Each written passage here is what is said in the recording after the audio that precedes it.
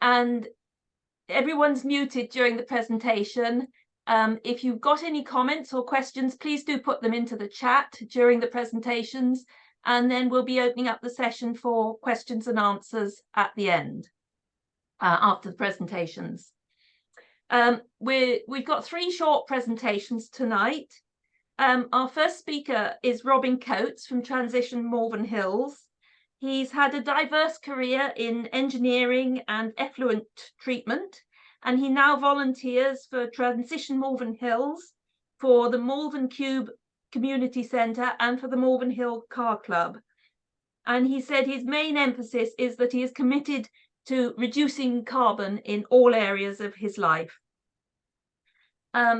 After Robin, we'll be hearing from Rex Hickley, who'll be talking about his personal experience of buying and using an e-bike. And we then hear briefly from Luke Skinner from Drovers Cycles in Hay-on-Wye. Luke opened his shop in 2007 and sold his first e-bike in 2009. The shop and their associated business, Drovers Holidays, does everything to do with bikes. So training, repair, sales, hire, holidays.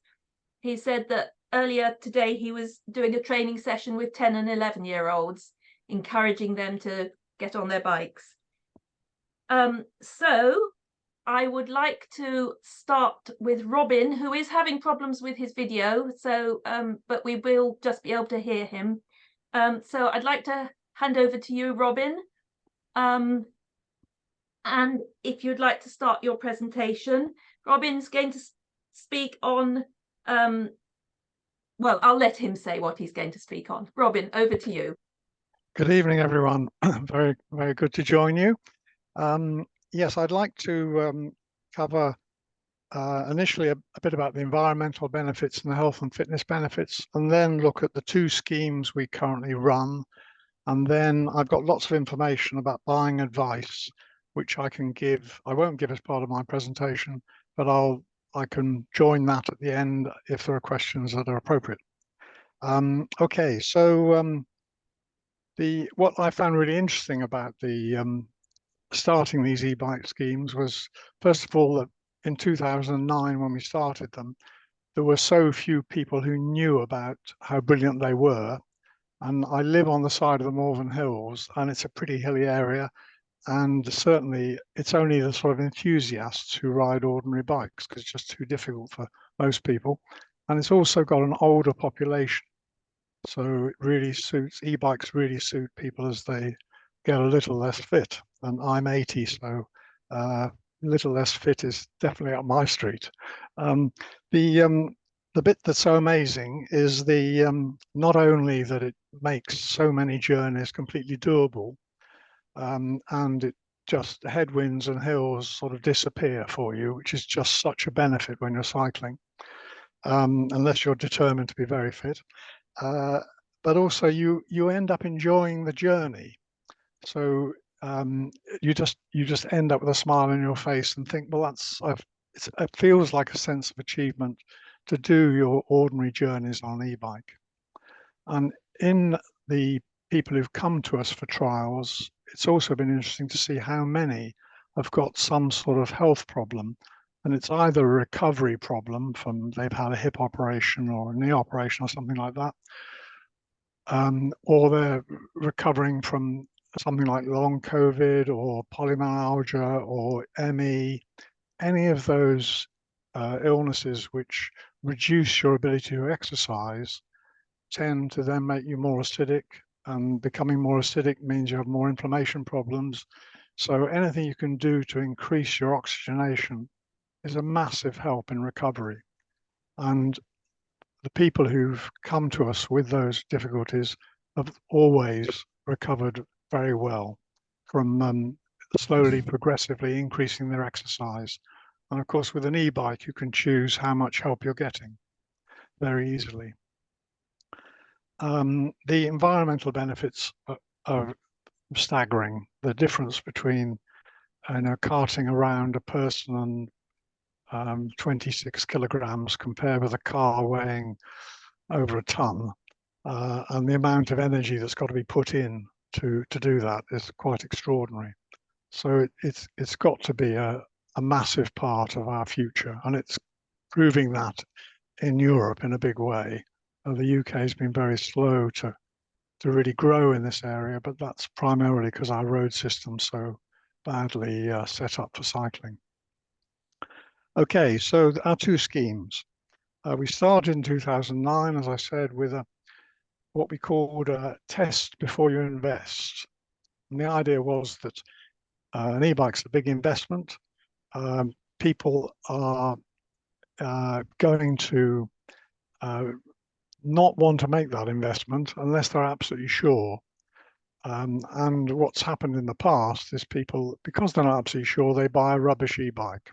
And then that rubbish e-bike packs up quite quickly and it sits in the garage and can't get mended. That's a serious issue which puts people off the whole idea.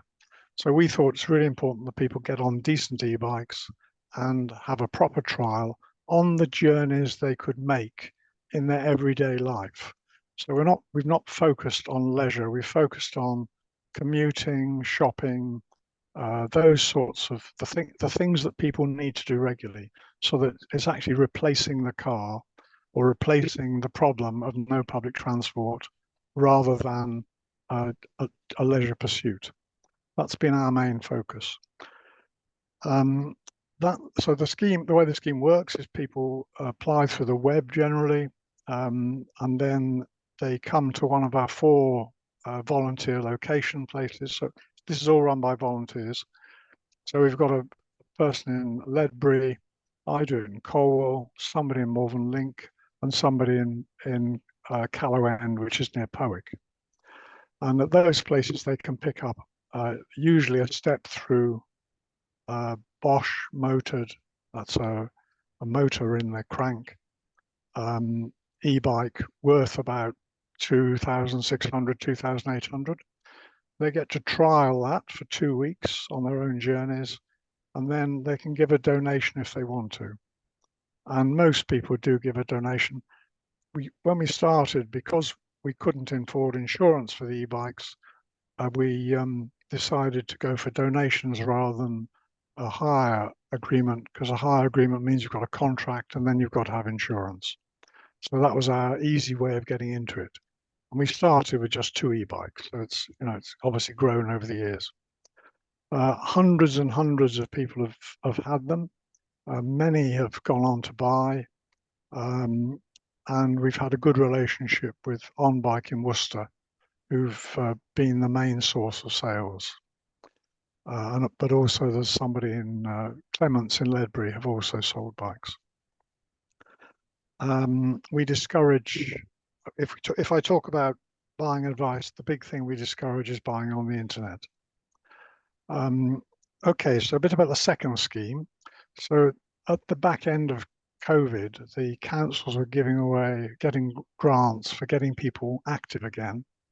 And we managed to get a grant to buy some e-bikes, or what we called the e-bike to work scheme, because we'd been in discussions with Malvern District Council for some time about the problem of rural transport, because we also run a car club.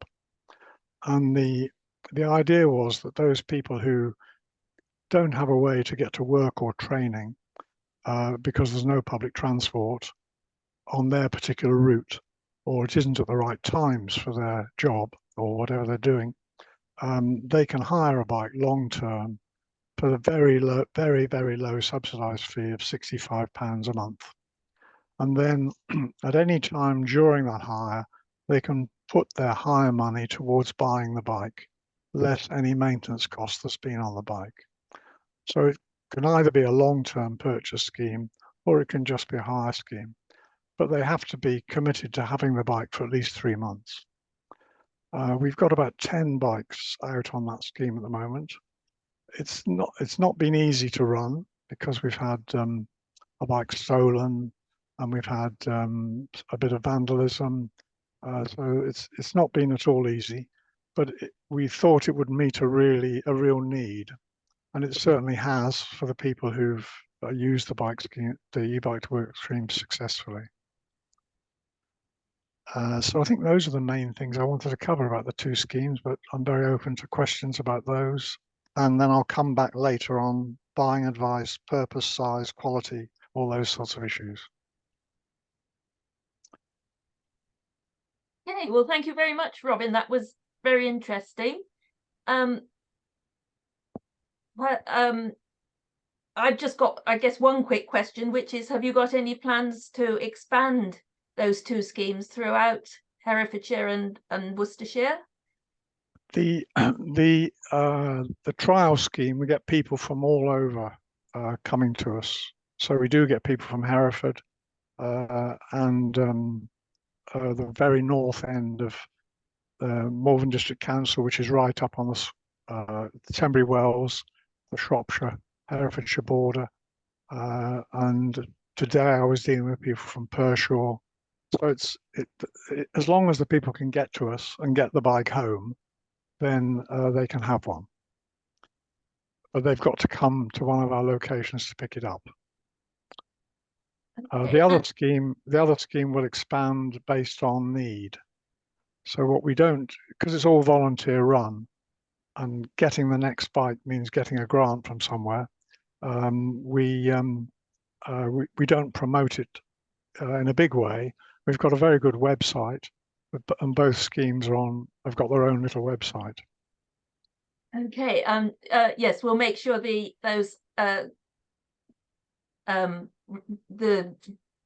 I can't think, the links to the website are put in the chat. And Jackie's popped a couple of questions into chat. One is, how did you choose the bikes for the two schemes? You said that you went for good quality bikes, because obviously they need to be reliable. And also a very interesting question, what's the average age of your participants? Aha, very good questions. I'll do the last first. I would say most people are over 45 on the trial scheme. And I think that's partly because there's a sort of psychological thing. Young people think they ought to be able to do it without the engine. We're still in that mode in the UK. I don't think they're in that mode in Europe at all, but we're still in that mode in the UK because we've promoted cycling in the UK as a leisure activity. You know, that's where all the emphasis has been from the government and from everybody else. They've not promoted it as this is the way to travel daily. And that's partly because our road infrastructure is so badly equipped for cycling. We have had people like me in their 80s, and we have had younger people, but most people are 45 plus. We started with bikes which had Chinese hub motors mounted in the wheel. They were reasonably reliable, but if there was a problem, then maintenance was a massive problem. So we then moved to the early version of motors in the crank. That's where the pedals are. And they proved much better. And then after a couple of years, we moved to pretty much standardizing on Bosch motors, which are in the crank where the pedals are.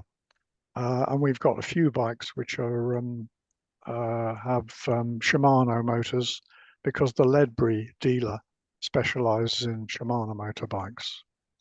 So, but basically our spec is crank-driven motors with disc brakes, usually step through because it's so much easier to ride a step through bike, although it's heavier. And we always have panniers, lights, locks, all the kit people need to be able to go to the shops and get home with their bike and use it in a useful way. Okay, thank you. I'm sure there's some points that Luke will pick up on later about the types of bikes and so on. But we'll move on now to our next speaker, which is Rex Hickley, who's sitting here next to me. He's going to talk about his personal experience, dare I say, as an older person, of choosing and using an e-bike? Right. Well, my journey to e-bike ownership, I've always been a hill walker and mountaineer, but increasing age and mobility problems mean that's no longer an option. So started looking at going back to cycling. I hadn't cycled since I was in my teens. And Rachel and I were out for a meal one evening, and she suggested she wanted a challenge and was thinking of the London Marathon. And out of nowhere, I still don't know why I suggested, why don't we, if we want a challenge, why don't we cycle the length of the Outer Hebrides? At that point, I didn't even own a bike. So quickly purchased a bike, a pedal bike, which was a 30 speed hybrid. And we duly booked a holiday and 1 September and cycled from Battersea up to Butt of Lewis over a number of days. Following this, we cycled, besides leisure cycling, we cycled Orkney, Shetland, Brittany twice, the Causeway Coast in Northern Ireland, and all the transport was via train or ferry. But after a number of years and increasing age, I was finding the going harder, not enjoying it so much. Rachel was way ahead of me, having to stop at all the tops of all the hills and waiting for, she will say, this grumpy old man to catch up with her. So I didn't want to really at that stage invest in a e-bike, but I did find out that I could get my existing hybrid converted, which I did, and it was with a rear hub motor, and it was supplied with all the kit, battery and the control and everything. And I had this for probably 4 years, continuous cycling with this bike. But Rachel was becoming increasingly concerned because it was a man's hybrid and it had a crossbar. Could I just say that it did actually transform our cycling, because instead of being followed by a grumpy old man saying he wanted to throw his bike in the ditch, he was now ahead of me and I was pedaling like mad to keep up. But no less grumpy. But anyway, so yes, as I said, Rachel was concerned that with the crossbar and mounting, dismounting, that I was probably heading for a fall, literally. So I had a look around, and I eventually purchased a Volt electric bike, which has a crank motor as opposed to a rear hub motor, and is a step through. I'm very pleased with it.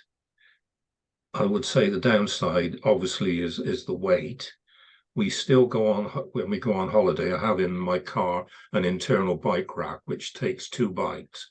And it's a bit more of takes 2 of us to get my bike inside. Rachel's much lighter, racing bike is much easier. I went for a Volt bike, mainly because it's, I think they're built in Milton Keynes. They have decent components, and most importantly, the dealer is a local dealer in Hereford. And I just thought, if anything goes wrong, I don't want sort of it online or miles away. I've got someone locally who can fix it. Since purchasing it, we've had holidays cycling in Sussex, Scotland, and back this year we cycled in Holland, although not with my bikes. We hired them there, and it really does transform your cycling. It's a pleasure to go out and as Robin said, whether it's headwinds or hills, it doesn't really make that much difference. We do leisure cycling. We try and get out quite regularly, cover 25 to 30 miles, and it's a very pleasurable experience. So that's my journey. Okay, well, thanks very much for that, Rex. I think it's interesting that a lot of that ties in with what Robin said about step-throughs and having a local dealer and so on. So could I just come back on one point? I think Robin said to avoid cheap e-bikes that you see on shopping channels or eBay or wherever. Go for a bike. Mine cost, I think, about 2,600, and it is built with quality components. The rims, the motor, everything is quality. I've had it 2.5 years now, and absolutely nothing's gone wrong with it. So sorry. Okay, so I'll now hand over to Luke from Drovers Cycles, and Luke is just going to talk a bit about the sort of questions people ask when they come in wanting to buy a bike, and the sort of things that you should look out for as well, or consider. So Luke, I'll hand over to you.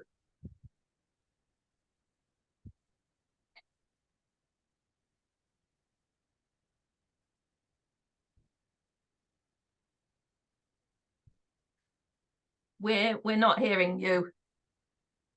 And I've gone there. How's that? Can you hear me now? That's brilliant. Yes. Perfect. Okay, technology's working. Well, I think an awful lot of my work has been done for me here, because both the previous speakers have mentioned the two main points that I guess I would make. If anyone is looking for an e-bike, then what they should do is visit a local independent bike shop, of which there are many in Herefordshire, in and around Herefordshire, and they will be able to offer good advice. It's difficult to recommend specific brands or specific styles of bike, because the best option for a given person will vary depending on what that person's requirements are. There are a huge array of e-bikes on the market today, and the sort of diversity keeps growing every year. There are all sorts of specialist options, including electric mountain bikes of all kinds, leisure, hybrid, commuter style bikes, which is the majority of what's been spoken about this evening, lightweight road and gravel e-bikes, and more weird and wonderful things like cargo bikes or bikes for transporting other people on, including children, or for transporting larger amounts of luggage or equipment than you might take in panniers and that sort of thing. Folding e-bikes. There is an enormous array of product available.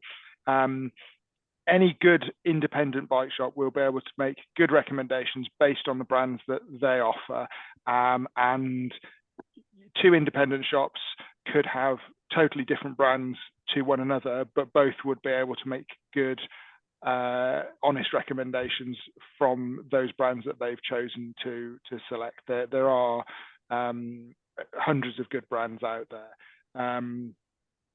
Without wanting to name names, I would say that shops that predominantly sell car parts and have a few bikes alongside them aren't what I would consider to be a proper bike shop. So when I'm talking about bike shops, I'm talking about shops who specialize in bikes. Many of those shops will be owner run independent family businesses that I think, in fact, almost all of the bike shops in Herefordshire would fall into that category. And there'll generally be people who are passionate about cycling, passionate about getting people on bikes, passionate about sustainable travel, and will be able to give good advice. I'd echo what others have said about avoiding the very lowest priced bikes on the market, but that doesn't necessarily mean that you have to spend thousands and thousands of pounds. There are pretty reasonable quality e-bikes available from about 14 or 1,500 pounds upwards, although at that price point they will be somewhat limited compared with the sort of £2,500 to £3,000 price bracket that's already been mentioned. Anything sort of sub £1,000 should set alarm bells ringing. It's really not possible to produce a decent quality bike at that sort of price.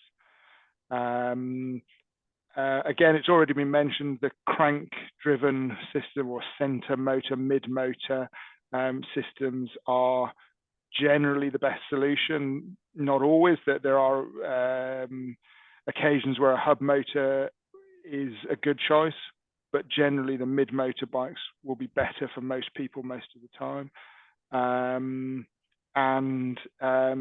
Choosing a bike that you're going to be able to get serviced locally and easily is really important, because they do need servicing, they do need looking after. Components tend to wear out more quickly than on non-electric bikes. So we have customers who have maybe had non-electric bikes for years and not done much servicing, not found that they've often needed to replace chains, replace brake pads, replace tyres. When they get e-bikes, they find those components don't last as long. And I think there's two reasons. One, there is more wear and tear undoubtedly on brake pads, on chains, on tyres. But also people ride e-bikes far more often and for longer distances than they ride their non-e-bikes. So it's often not it's not a fair comparison. People think, oh, the tyres lasted for years on my old bike. Well, how many miles was that bike used for in all of those years versus, you know, you're going out twice a week now on an e-bike that you're really enjoying riding.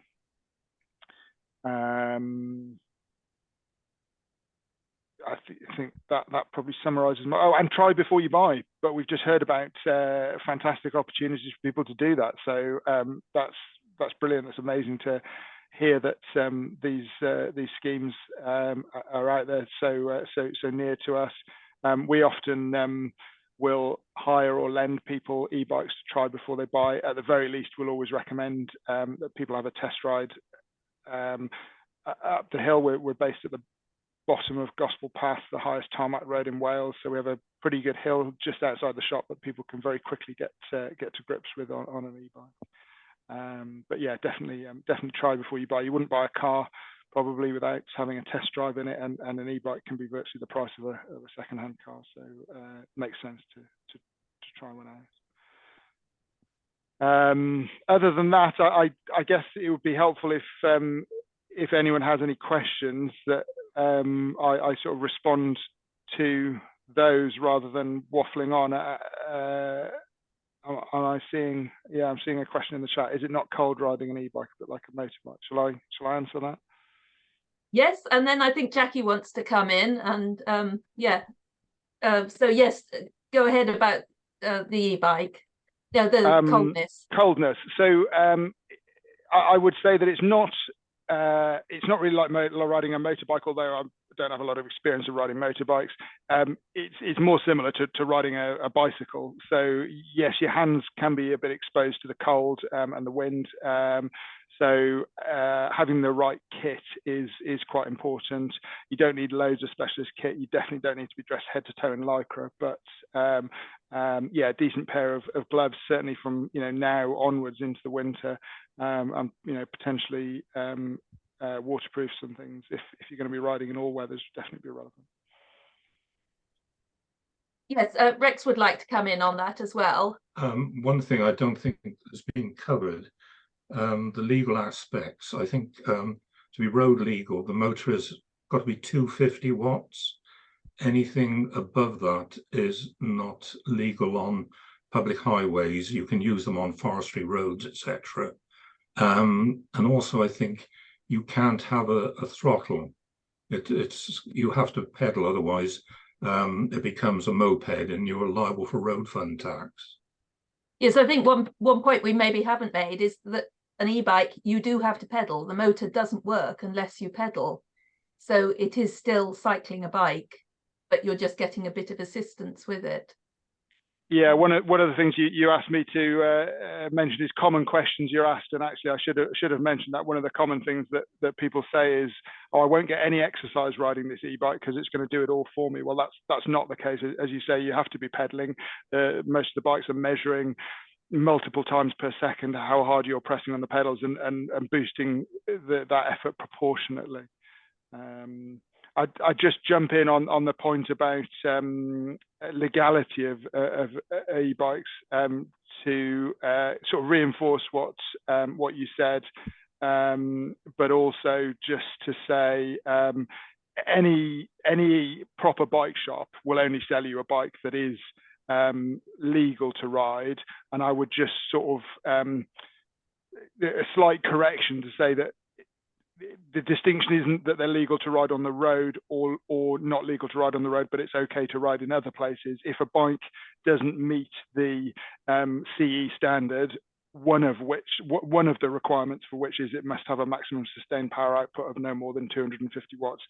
But there are other parts to that standard as well. But if a bike doesn't meet those standards, it's not legal to ride anywhere that the public has access to. So tracks, bridleways, even private land that has rights of way crossing it, none of those places is it legal to ride a sort of a de-restricted or an overpowered e-bike. The only place you can legally ride them is on private land to which the public has no access. So essentially your own private land.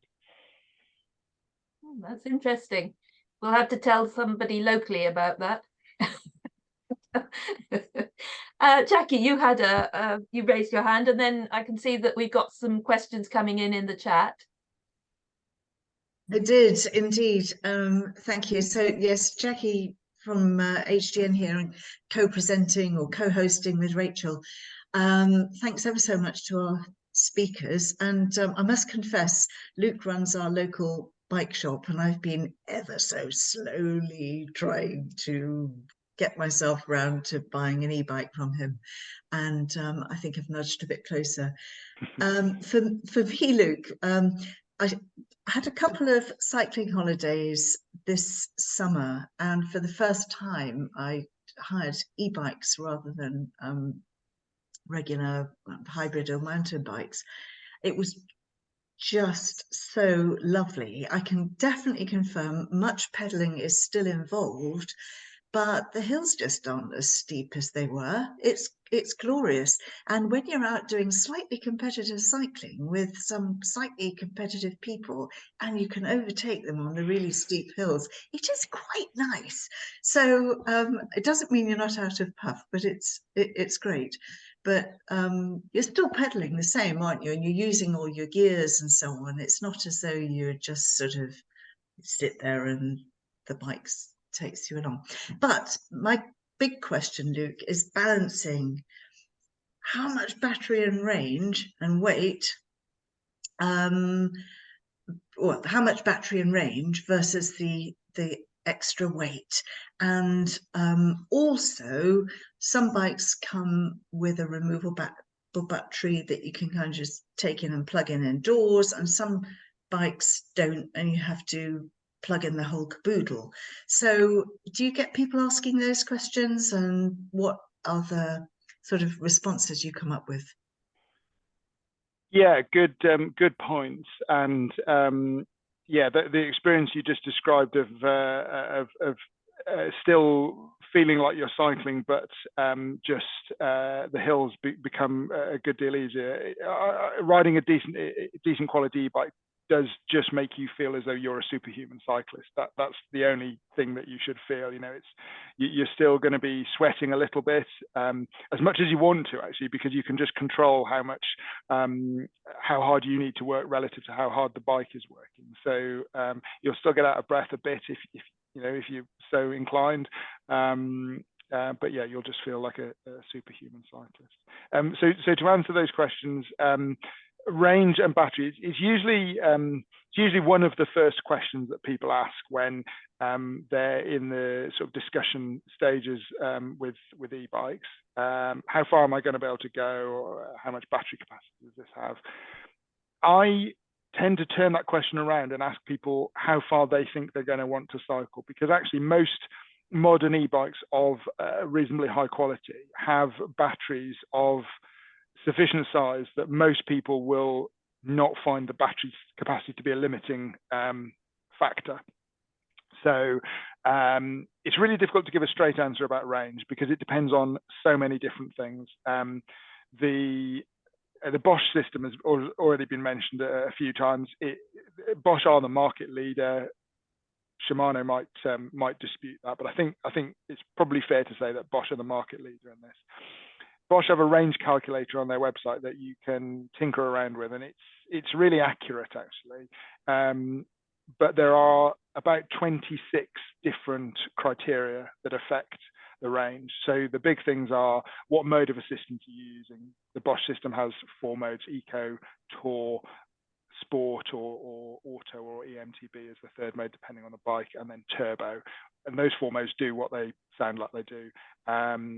And Turbo uses about 5 or 6 times more power than Eco does. So the answer to the question, how far can I go, will vary by a factor of 5 or 6, depending on whether you're doing that ride in Eco or in Turbo. And in reality, people use a mixture of those modes, but what mode you're using is going to make a big difference. How hilly the ride is going to make a huge difference. But other things like the weight of the rider, the cadence that you cycle at, whether it's a cold day or a warm day, whether it's a windy day, what kind of road surface you're riding on, how upright the riding position on the bike is. As I say, the list goes on. There are about 26 different things. If you put the best case scenarios in each of those 26 categories, you'll get a range of about 300 kilometers or 200 miles on a charge. If you put the worst case scenario in all of those criteria, you'll get a range of about 12 kilometers. So the answer to the question, how far will this bike take me, is between 12 kilometers and 200 kilometers, which is obviously so broad a range as to be essentially meaningless. So we have to try and narrow it down. And typically with most modern e-bikes, we see people getting a range of sort of 40 to 60 miles on a charge typically. But it can be less than that if you go full gas in turbo up steep hills all the time, and it can be significantly more than that if you're using it like some of our customers do, predominantly in the lower powered modes and riding quite gently.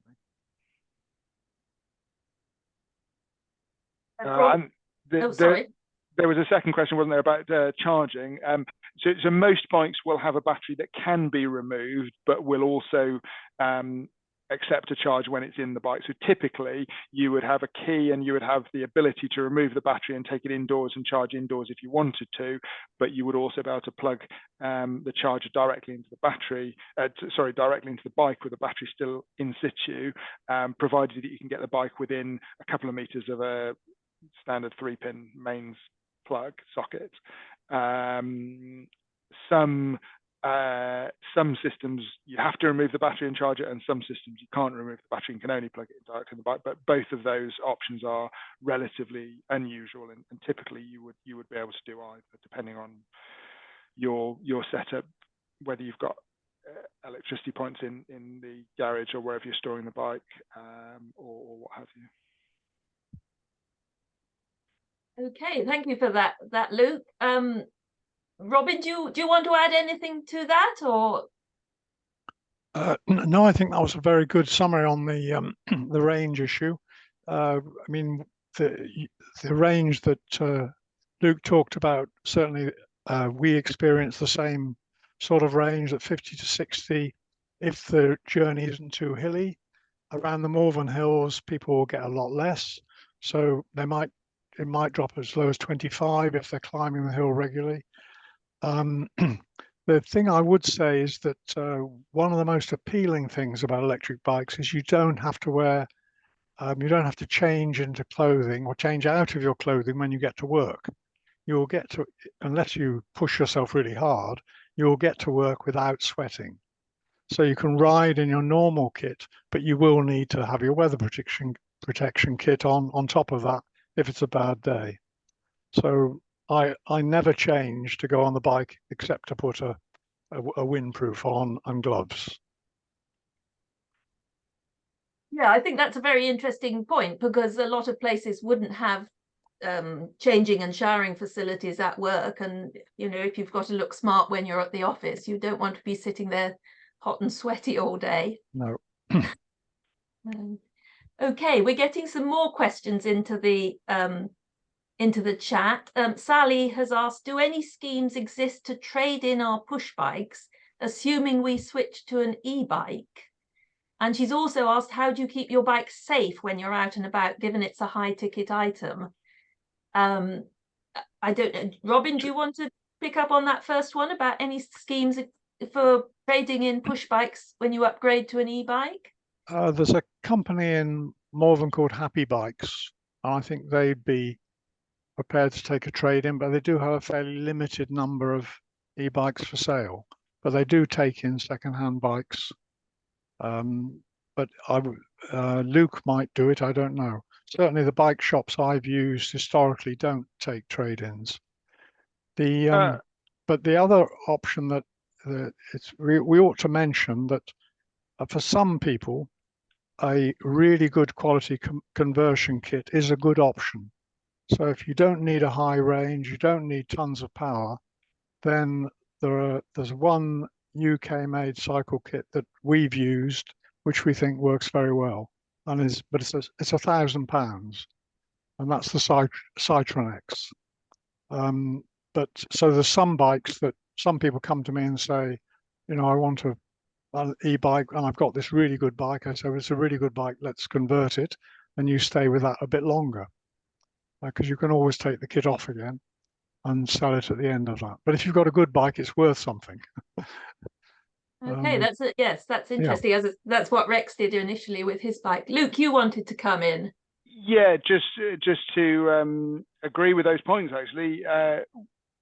I would think most bike shops, obviously I can only speak for ourselves, but I would think most bike shops would do a sort of part exchange. We're certainly happy to do that. If people have got a decent quality bike that they want to part exchange, we're always happy to do that. We also have a partnership with a local organisation called Hay, Brecon, Talgoth Sanctuary for Refugees. So I'll give them a little plug, because we've been working with them to run some training days for asylum seekers who are housed in several cities in South Wales now. We're actually doing one next month for a group who are housed in Hereford, and we teach them how to do some basic bike maintenance, basic refurbing of old bikes, and then we accept donations of bikes that people no longer want, and we pass them on to these groups, and they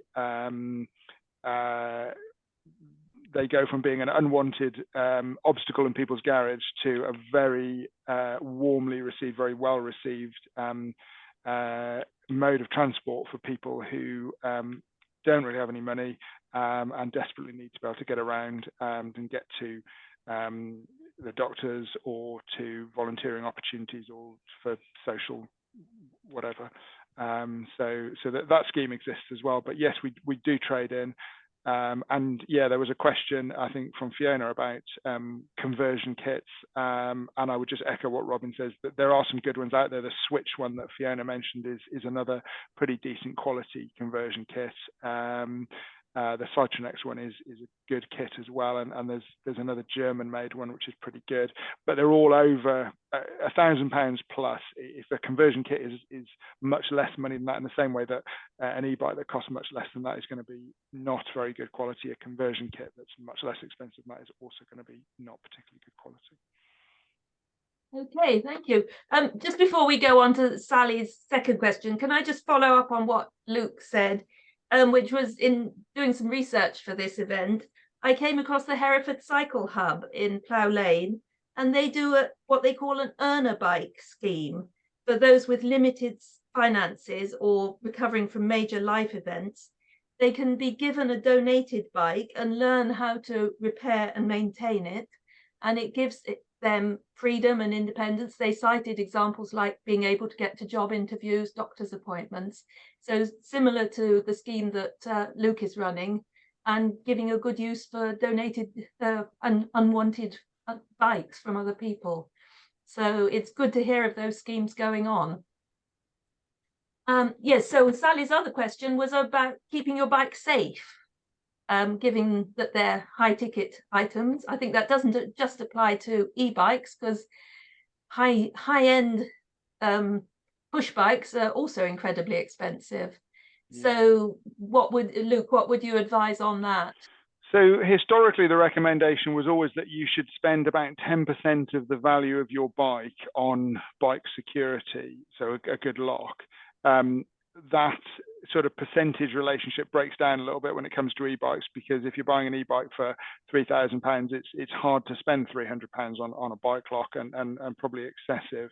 But it gives an indication of the sort of kind of quality of lock that's required to genuinely keep things safe. So a thing to look out for is a rating called Sold Secure Gold, or the Sold Secure system of ratings, which starts out with bronze and goes through silver, gold, and I think there's actually a diamond standard now as well. But Sold Secure Gold locks are generally what insurance companies would want to see being used to secure kind of high value bikes, and certainly most e-bikes would fall into that category. You probably are looking at spending £100 to £150 or so on a really high quality lock that will meet that standard. They are big, heavy things as well, so they're not the easiest things to carry and transport. So some people might have a slightly lighter weight and perhaps not quite such a secure lock to use when they're out and about, and perhaps the bike's not being left unattended for long periods of time. But a Sold Secure Gold lock to secure it perhaps to a ground anchor in a shed or garage when it's being stored overnight is probably a sensible thing in many areas. We actually struggle to sell many expensive bike locks in our shop, which is probably a reflection of the relatively low crime in the area. So we should be grateful for that, but it does make it challenging to sell expensive locks, which generally people don't want to spend more than about £20 on a lock. But yeah, certainly for a high priced e-bike, you should probably think in terms of spending a bit more than that on a lock. Can I add a couple of points? Yes, certainly. Thank you. Yeah, I agree with everything Luke says, but because they're so heavy, it's a real deterrent for people to carrying them unless they've got a pannier or they use one of these ones that you can put around your waist. Yeah. That's a hell of a weight on you. So often people do use a lighter one, but with an e-bike, the key thing is not to leave it with the if you're going to be away from the bike for some time, like you've left it at a station or something like that, then I think you've got to lock it up well, and ideally you take the battery with you. Because the bike's not worth much without a battery, and the batteries are £500. So if you can take a battery conveniently with you, you're going into where you work or something like that, then it's a good idea to do that. If you're only leaving it a short time, obviously you wouldn't do that. Thank you.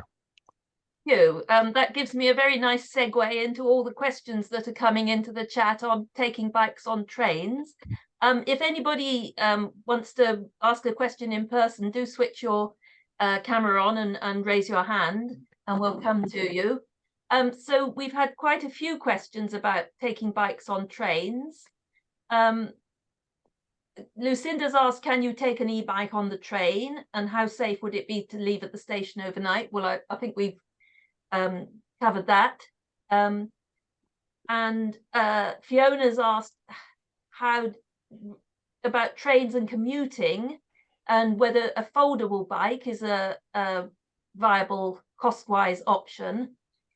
And Bella has contributed that a Ledbury resident was recently refused travel on the train by a guard in spite of a pre-booked space, and the reason given was the battery fire risk. And he checked the small print when he got home and found that the train company does allow e-bikes. So he recommends travelling with a copy of the company rules on e-bike carriage. But yes, Luke, do you want to start on taking bikes on trains? Because obviously if people want to go further afield. Yeah, so certainly we have had customers who have hired bikes from us. We've met them at Hereford Station. They've loaded the bikes on the train up to Holyhead on Anglesey and ridden back down through Wales. They've been able to do that without too much trouble. We run cycling holidays all over Wales, and we encourage people to arrive and depart by train or public transport where possible. So certainly it is possible. I think reading the train company rules is a very sensible idea. Having a cycle reservation, regardless of whether it's an e-bike or a non-electric bike, I think is essential these days, because there often isn't a great deal of, often isn't a very high number of spaces for bikes on many trains, sometimes as few as 2 spaces on a train for bikes. So yeah, booking ahead is wise. But yes, I believe in most cases it's possible. I've certainly not heard of any restrictions on e-bikes on trains specifically. I know that there are trains that won't take bikes at all.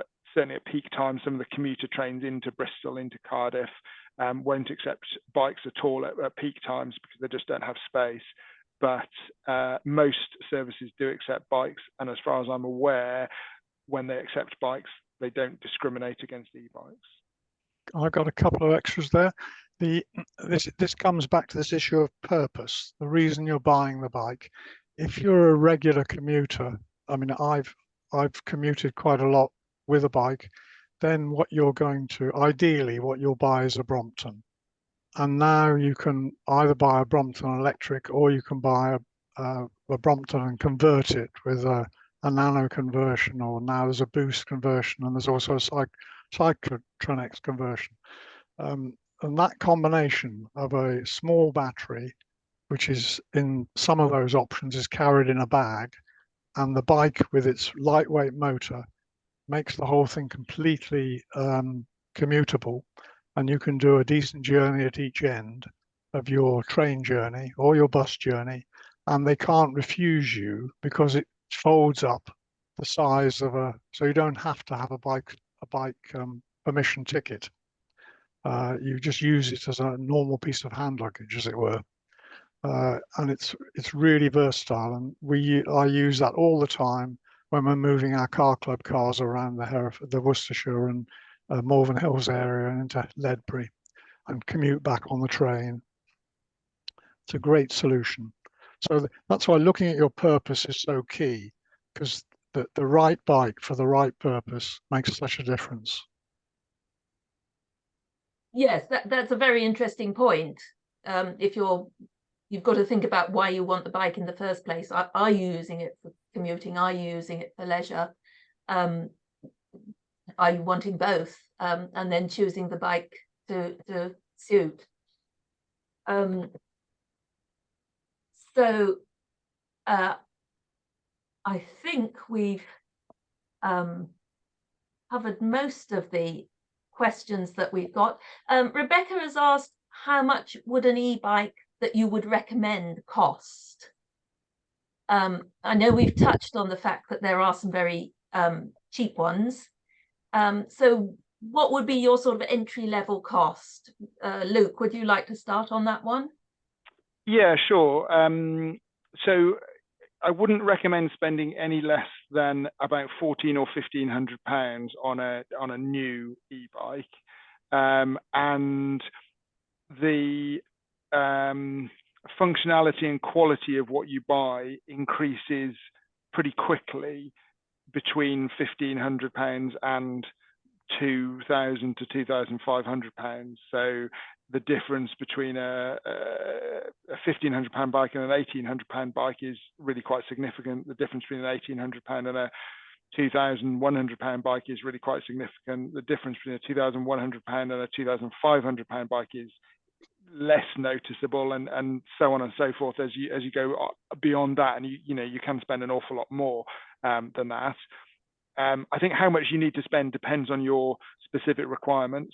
So if you need a big capacity battery for bigger distances or really hilly areas, then that's going to cost a little bit more than something that might have a smaller capacity battery and a more limited range. Might be fine for some people and some uses. But yeah, as a sort of blanket catch-all, if something is new and it's for sale for less than £1,500, I would be asking why it's as cheap as it is. Although cheap is perhaps not the right word to use for something that can still be four figures. There are second-hand options available, but as always, it's a sort of case of buyer beware. But you generally, if you're going to spend less than that sort of £1,500 mark, or even less than £2,000, you're likely to be better off with a good quality bike that's second hand than you are with a cheap new bike that will usually be a sort of unbranded, perhaps unsupported motor battery combination that may be very hard to get parts for if something goes wrong, and so on and so forth. So I think a Bosch bike that's been well looked after, and the owner has moved on to something different, and that's been traded in and is for sale through a shop or bought privately, that's probably going to be a better option for someone that doesn't have the budget for a new sort of £2,000 plus bike than something cheap from, someone earlier mentioned sort of catalogue shopping channels on the TV, and there is some really poor quality product that's sold through those sorts of channels, and through supermarkets and department stores, and the not to be named car parts store that I may have alluded to earlier. I'd just add that if you're going to buy, I think you can buy some good quality bikes secondhand. I agree with Luke completely. The thing I'd do if I was doing that is I'd check with my local bike shop, if I was buying it away from the local area, whether they service that particular bike. Because you don't want to buy a bike that you can't get service for. Now, if it's got a Bosch or a Yamaha motor, or certainly a Shimano motor or a Bosch motor, you won't have any trouble getting it serviced. But there are many e-bikes out there that have gone to waste because they're just not repairable. Yeah, Yes, that's a very good point. Yes. Because inevitably they will need servicing and maintenance, and if it's difficult, you're just not going to do it, and you're going to give up. Yeah. Well, yes, and you can get, I mean, the mechanical bits, the normal bike bits are easy enough to service in most places. But if something goes wrong with your control system or your display or your battery, or your motor, then you need some diagnostic skill to do that. And that's not something you can do as a do-it-yourself thing, because many of those systems require you to plug it into a laptop, and it's not, because there's several components that could be faulty, and you've got to find out which one. Yeah, I would just agree with that. You've got to find out which one, which, as you say, is that sort of diagnostic process. But then you've also got to be able to replace that part, and if it's a part that can't be sourced, which some of the sort of no-name systems that a retailer can have imported 500 units of a bike from China, sold them all. If they haven't also imported spare batteries, spare control units, spare wiring looms, if those things aren't available in the UK, then if one of those parts fails on the bike, then essentially the whole bike is scrap. Yeah, I would basically say don't buy a Chinese bike because the parts problem is so big. So I would always advise buying a European bike because most of those have got good service systems. And the great thing about Bosch is they have got a fantastic service system. That's why they've become a market leader in the UK and most of Europe. Yeah, I think it's important to distinguish between levels of quality of things that are manufactured in China, because the Shimano system is manufactured in China, the Yamaha system is manufactured in China, and those are both perfectly suitable systems. The Bosch system is largely manufactured in Europe, but that's an exception rather than the rule. So manufactured in China on its own isn't necessarily a bad thing. But I think essentially we're making the same point. Yes, I think we're going to lose Luke soon because he's got to go. But just before he goes and before we follow on to Sally's interesting point, I just wanted to raise the scare stories that you hear in the press about batteries catching fire. Presumably those are all cheap ones that have been just imported, like you say, imported en masse, no sort of provenance and so on. Presumably the better manufacturers, the better makes, that wouldn't be an issue. Yeah, that's exactly correct. I've not heard of, and I do sort of keep my ear to the ground as far as news stories go. I've not heard of a single case involving a reputable quality branded system from any of the sort of recognized manufacturers. I'm sure that there have been such cases worldwide, but I'm not aware of that there has been a single one in the UK. Almost all, if not all, of the incidents that have been are sort of cheap e-bike conversions or cheap, often not legal e-bikes, not lawful, I suppose is the correct term actually, e-bikes. It's something that is really important to be aware of, because lithium ion fires, when these batteries do go on fire, they burn at over 1,000 degrees Celsius. They're highly flammable, and they're very difficult to put out.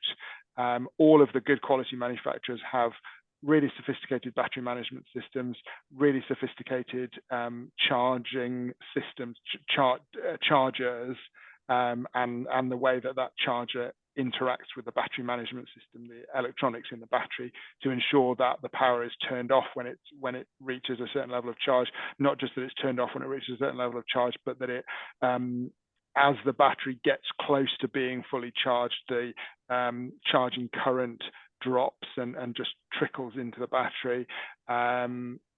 They shut down if they overheat. The systems are incredibly sophisticated to ensure that they are safe. And yes, the Shimano, the Bosch, the Yamaha, the ProMovec, any of the good quality systems that you're going to find on a bike, even the less expensive bikes that are sold by reputable retailers, they are very, very safe. The problems relate to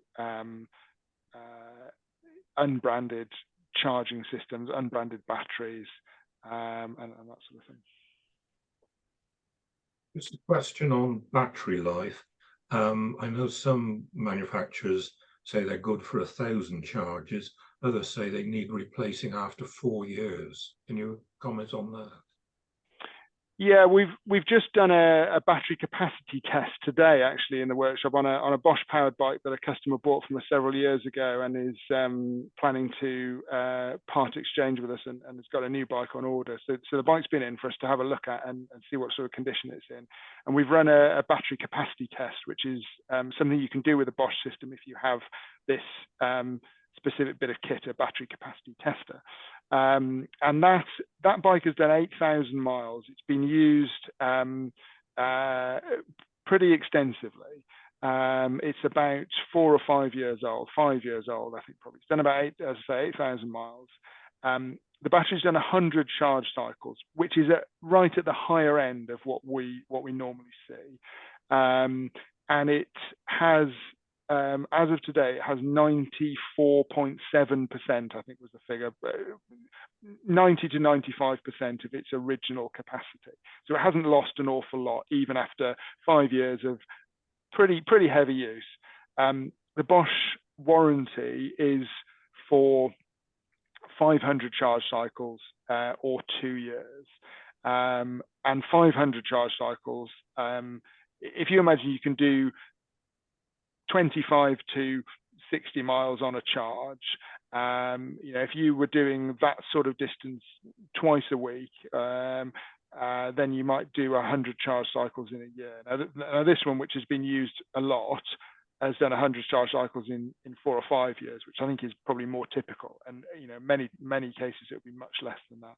So 500 charge cycles is a long period of life.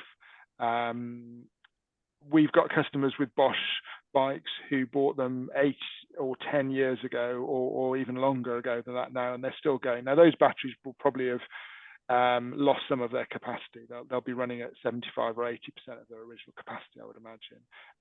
But they're still going strong. So the quality systems do last well, and they deteriorate slowly. But they do deteriorate. They wear out. That's a feature of batteries that can't be eliminated completely. Okay, Sally has raised an interesting query. If we're lobbying for better conditions for e-bikes, similar to those that exist in continental Europe, what should we be asking for? I have to say, having cycled in Holland this summer, I think the infrastructure there was just phenomenal and made cycling so much easier. And if we had that similar infrastructure in this country, people would cycle so much more. So, Robin, would you like to comment on that? What do you think we should be lobbying for better? Well, it's all part of the whole thing about we've got to move out. Changing to electric cars is really useful. We need to do that. But the main thing we've got to shift is to shift out of cars and into walking, cycling, and public transport. So it's all part of that shift that we're trying to make everywhere. And the problem is that our highways, people in councils and our governments have been so focused on cars for so long. So we're probably 30 years behind Holland in developing our cycling infrastructure. And one of the problems, I think, is that some of the effort that has been put in, and it's very good that it's been put in, but the Trans type trails are really, really helpful for your leisure cycling. But what we really need is segregated cycle lanes on all busy roads where people are driving fast. Where they're not driving fast, then the lanes don't have to be quite so segregated, but certainly a separate space, which isn't completely segregated, would work in places where people are only doing 20 miles an hour. So it's reducing speed limits in busy areas and getting segregated lanes for cycling, and obviously massive changes to crossings. So you'll have noticed in Holland that the road crossings are all designed to give the cyclist priority, and the special traffic lights for the cyclists.